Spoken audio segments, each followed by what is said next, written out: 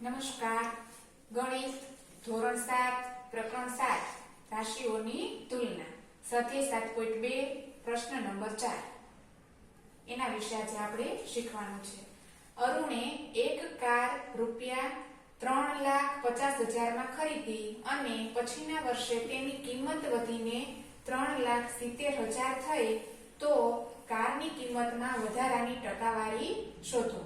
અરુણે એક કાર લીધી છે 3,50,000 માં અને પછીના વર્ષે તેણે તે ગાડી 3,70,000 માં વેચી દીધી, એટલે કે એમાં થોડોક એને નફો મળ્યો છે, કિંમત વધારીને વેચી છે.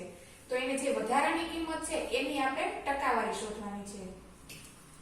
તો ખરીદ કિંમત, બરોબર, પહેલા આપણે ગાડીની જે એની ખરીદ કિંમત છે, કેટલામાં ખરીદી છે એ લખવાનું. 3,50,000 આ ગાડીની ખરીદ કિંમત છે. એના પછી એને એ ગાડી વેચી દીધી છે તો એની કિંમત છે 3,70,000, એટલે કે ગાડીમાં વધારો થયો છે. વેચી 70,000 માં, એટલે આપણને નફો મળે છે. તો આપણે લખવાનું છે નફો બરાબર વેચાણ કિંમત માઈનસ ખરીદ કિંમત. જેટલામાં ખરીદી છે જેટલામાં વેચી છે. તો વેચાણ કિંમત છે 3,70,000 અને ખરીદ કિંમત છે 3,50,000. આ બંનેની આપણે બાદબાકી કરવાની એક રફ પેજમાં કરી લઈશું. અત્યારે આપણે 0 0 0 0 અને 2 એટલે કે 20,000, બરોબર. આપણને 20,000 નો નફો થયેલો છે. નફો બરાબર 20,000. હવે આપણે એની ટકાવારી શોધવાની છે કે નફાની ટકાવારી. આપણે 20,000 નો વધારો છે એની ટકાવારી શોધવાની છે. તો આપણે મૂળ કિંમત કેટલી છે, ખરીદ કિંમત, મૂળ કિંમત અથવા ખરીદ કિંમત અથવા પડતર કિંમત, તો કે 3,50,000.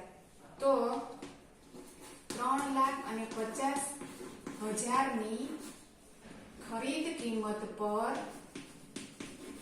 નફો કેટલા રૂપિયા થયો છે? નફો બરાબર 20,000. તો 100 રૂપિયાની ખરીદ કિંમત પર નફો શોધો. તો આનો રાસ્તો ગુણાકાર કરવાનો છે. 20,000 ગુણ્યા 100 છેદમાં 3,00,000 અને 50,000. 1 2 1 2 1 2 1 2. હવે અહીંયા 200 અને અહીંયા 35. હવે અંશમાં અને છેદમાં આપણે છેદ ઉડાડીશું. તો આના 7 પંચા 35. આના આવ્યો 7 પંચા પડે અને આના આપણે પાડવાના છે 5 ચોકુ 20, 40 પંચા 200. 5 5 જાય. અંશમાં કોણ વધ્યું? 40 અને છેદમાં 7, એટલે કે 40 ના છેદમાં 7. હવે આ બંનેનો આપણે ભાગાકાર કરવાનો છે. તો અહીંયા આપણે ભાગાકાર કરી નાખીએ. 40 ભાગ્યા 7, તો 7 પંચા 35. 5 વધ્યા, બરોબર. હવે આ જે આપણે શેષ મળી છે એ અહીંયા મૂકી અને આ 7 ને અહીંયા મૂકીએ, એટલે કે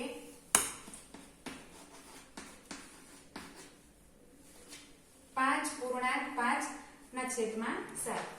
આ આપણે રફ કામ છે, બરોબર. ટકા. તેથી 5 ના છેદમાં 5.5 ના છેદમાં 7%. અમારો વિડીયો ગમ્યો હોય તો લાઈક કરો, શેર કરો, સબસ્ક્રાઇબ કરો.